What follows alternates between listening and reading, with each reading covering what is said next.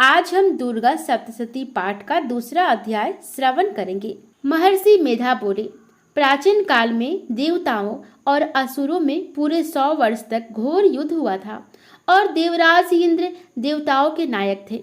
इस युद्ध में देवताओं की सेना परास्त हो गई थी और इस प्रकार संपूर्ण देवताओं को जीत महिषासुर इंद्र बन बैठा था। युद्ध के पश्चात हारे हुए देवता प्रजापति श्री ब्रह्मा को साथ लेकर उस स्थान पर पहुंचे जहां पर कि भगवान शंकर विराजमान थे। देवताओं ने अपनी हार का सारा वृतांत भगवान श्री विष्णु और शंकर जी से कह सुनाया। वह कहने लगे, हे प्रभु, महिषासुर सूर्य, चंद्रमा, इंद्र, अग्नि, वायु, यम, वरुण तथा अन्य देवताओं के सब अधिकार छीनकर सबका अधिष्ठाता स्वयं बन बैठा है। उसने समस्त देवताओं को स्वर्ग से निकाल दिया है। वह मनुष्य की तरह पृथ्वी पर विचर रहे हैं। दैत्यों की सारी करतूत हमने आपको सुना दी है और आपकी शरण में इसलिए आए हैं कि आप उनके वध का कोई उपाय सोचें। देवताओं की बातें सुनकर भगवान श्री विष्णु और शंकर जी को दैत्यों पर बड़ा गुस्सा आया। उनकी भौहें तन गई और आंखें लाल हो गई।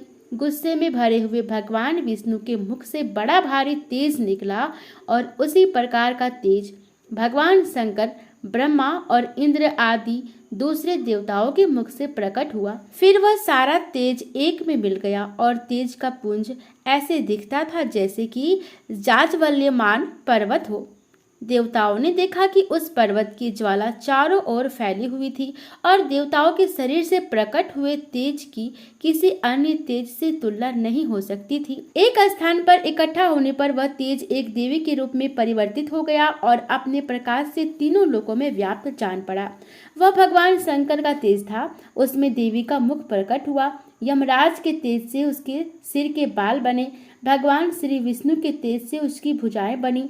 चंद्रमा के तेज से दोनों स्तन और इंद्र के तेज से जंघा तथा पिंडली बनी और पृथ्वी के तेज से नितंब भाग बना। ब्रह्म के तेज से दोनों चरण और सूर्य के तेज से उनकी उंगलियां पैदा हुई।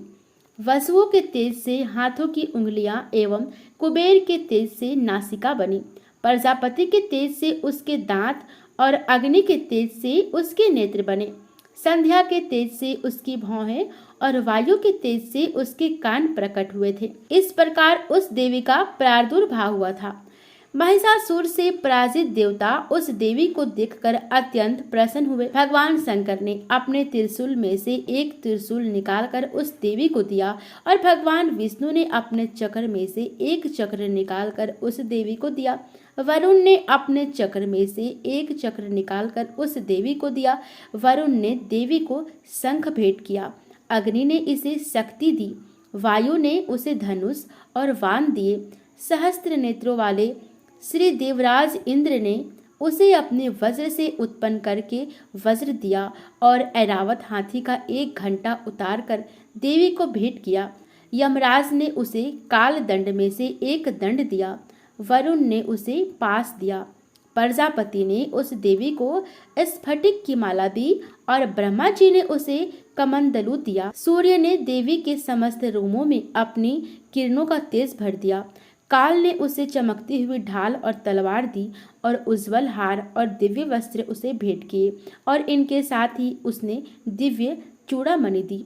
2 कुंडल, कंगन, उज्जवल अर्धचंद्र, बाहों के लिए बाजूबंद, चरणों के लिए नुपुर, गले के लिए सुंदर हंसली और अंगुलियों के लिए रत्नों की बनी हुई अंगूठियां उसे दी।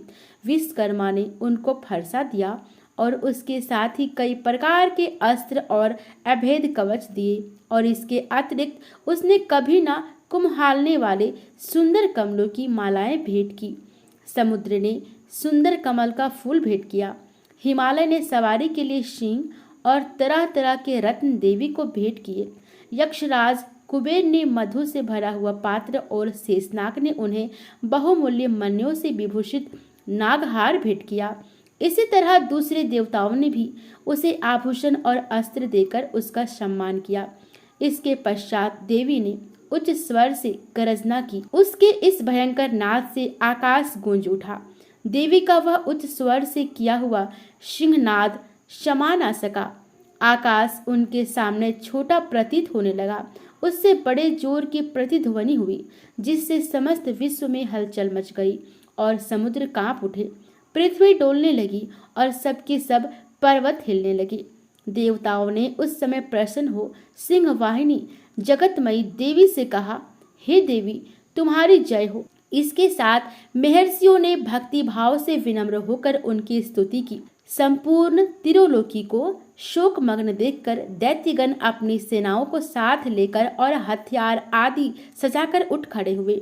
महिषासुर के क्रोध की कोई सीमा नहीं थी। उसने क्रोध में भरकर कहा, यह सब क्या उत्पात है। फिर वह अपनी सेना के साथ उस ओर दौड़ा जिस ओर से भयंकर नाद का शब्द सुनाई दिया था, और आगे पहुंचकर उसने देवी को देखा, जो कि अपनी प्रभा से तीनों लोगों को प्रकाशित कर रही थी। उसके चरणों के भार से पृथ्वी दबी जा रही थी। माथे के मुकुट से आकाश में एक रेखा सी बन रही थी और उसके धनुष की टंकोर से सब लोग क्षुब्ध हो रहे थे। देवी अपने सहस्त्रों भुजाओं का संपूर्ण दिशाओं में फैलाई खड़ी थी। इसके पश्चात उनका दैत्यों के साथ युद्ध छिड़ गया और कई प्रकार के अस्त्र शस्त्रों से सबकी सब दिशाएं उद्भसित होने लगी। महिषासुर की सेना का सेनापति चिछुर नामक एक महान असुर था। वह आगे बढ़कर देवी के साथ युद्ध करने लगा और दूसरे दैत्यों की चतुरंगिनी सेना साथ लेकर चामर भी लड़ने लगा और 60,000 महारथियों को साथ लेकर उदग्र नामक महादैत्य आकर युद्ध करने लगा और महाहनु नामक असुर 1 करोड़ रथियों को लेकर, असीलोमा नामक असुर 5 करोड़ सैनिकों को साथ लेकर युद्ध करने लगा। वास्कल नामक असुर 60 लाख असुरों के साथ युद्ध में आ डटा। विडाल नामक असुर 1 करोड़ रथियों सहित लड़ने को तैयार था। इन्हें सबके अतिरिक्त और भी हजारों असुर हाथी घोड़े साथ लेकर लड़ने लगे और इन सबके पश्चात महिषासुर करोड़ों रथों, हाथियों और घोड़ों सहित वहां आकर देवी के साथ लड़ने लगा। सभी असुर तोमर, भिंदीपाल, शक्ति, मुसल, खंडकों, फरसों, पटियों के साथ रणभूमि में देवी के साथ युद्ध करने लगे। कई शक्तियां फेंकने लगे और कोई अन्य शस्त्र आदि। इसके पश्चात सबके सब दैत्य अपनी अपनी तलवारें हाथों में लेकर देवी की ओर दौड़े और उसे मार डालने का उद्योग करने लगे। मगर देवी ने क्रोध में भरकर खेल ही खेल में उनके सब अस्त्रों शस्त्रों को काट दिया। इसके पश्चात ऋषियों और देवताओं ने देवी की स्तुति आरंभ कर दी और वह प्रसन्न होकर असुरों के शरीर पर अस्त्र शस्त्रों की वर्षा करती रही। देवी का वाहन भी क्रोध में भरकर दैत्य सेना में इस प्रकार विचरने लगा जैसे कि वन में दावनल फैल रहा हो। युद्ध करती हुई देवी ने क्रोध में भर जितने श्वासों को छोड़ा, वह तुरंत ही सैकड़ों हजारों गणों के रूप में परिवर्तित हो गए। फर से भिंदीपाल, खंग तथा पट्टिस इत्यादि शास्त्रों के साथ दैत्यों से युद्ध करने लगे। देवी की शक्ति से बढ़े हुए वह गण दैत्यों का नाश करते हुए ढोल, शंख व मृदंग आदि बजा रहे थे। तदंतर देवी ने त्रिशूल, गदा, शक्ति, खड़ग इत्यादि से सहस्त्रों असुरों को मार डाला। कितनों को घंटे की भयंकर आवाज से ही यमलोक पहुंचा दिया। कितने ही असुरों को उसने पास में बांधकर पृथ्वी पर धर घसीटा। कितनों को अपनी तलवार से टुकड़े टुकड़े कर दिए और कितनों को गदा की चोट से धरती पर सुला दिया। कई दैत्य मूसल की मार से घायल होकर रक्त वमन करने लगे और कई सूल से छाती फट जाने के कारण पृथ्वी पर लेट गए और कितनों की वाण से कमर टूट गई। देवताओं को पीड़ा देने वाले दैत्य कट कट कर मरने लगे। कितनों की बाहें अलग हो गई, कितनों की गिरवाएं कट गई, कितनों के सिर कट कट कर दूर भूमि पर लुढ़क गए, कितनों के शरीर बीच में से कट गए और कितनों की जंघाएं कट गई और वह पृथ्वी पर गिर पड़े। कितने ही सिरों व पैरों के कटने पर भी भूमि पर से उठ खड़े हुए और अस्त्र शस्त्र हाथ में लेकर देवी से लड़ने लगे। और कई दैत्यगण भूमि में बाजों की ध्वनि के साथ नाच रहे थे। कई असुर जिनके सिर कट चुके थे, बिना सिर के धड़ से ही हाथ में शस्त्र लिए हुए लड़ रहे थे। दैत्य रह रहकर ठहरो ठहरो कहते हुए देवी को युद्ध के लिए ललकार रहे थे। जहाँ पर यह घोर संग्राम हुआ था, वहाँ की भूमि रथ, हाथी, घोड़े और असुरों की लाशों से भर गई थी और असुर सेना के बीच में रक्तपात होने के कारण रुधिर की नदियां बह रही थी।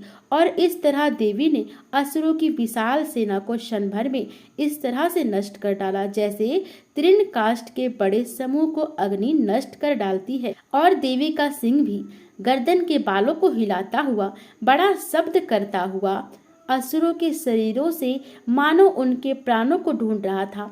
वहां देवी के गणों ने जब दैत्यों के साथ युद्ध किया तो देवताओं ने प्रसन्न होकर आकाश से उन पर पुष्प की वर्षा करने लगी। दूसरा अध्याय समाप्त हुआ।